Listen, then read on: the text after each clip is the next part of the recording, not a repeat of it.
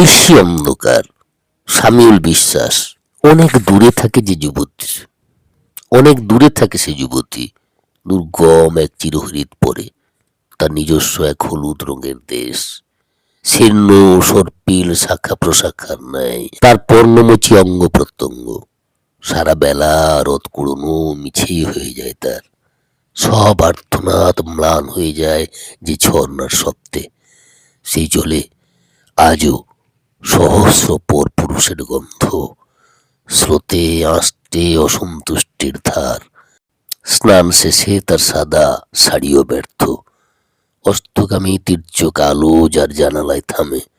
অনেক দূরে থাকে সে যুবতী, শীতল আকাশ ঝাপসা ক্রমশ আর্ত দীর্ঘশ্বাসে, যার থেকে রাত ধার চেয়ে নেয় ঐশী অন্ধকার। সন্ধ্যা হলেই আয়না ডেকেছে, অনামিকা কাজল লতায় অন্তিম ইচ্ছার লেখায়, যার চোখের অতলে বিভ্রান্ত এক মৃতপ্রায় প্রজন্মের বেঁচে থাকার রসদ।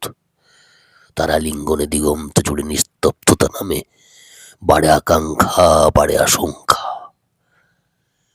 কান্নার সুর মিশে যায় তার বিলাপ রাগা গানে। আধ খোলা চুল, আধ ঢাকা গায়ে, রোজ রাতে সে মৃত্যুর কাছে সঙ্গম সুখ কেনে।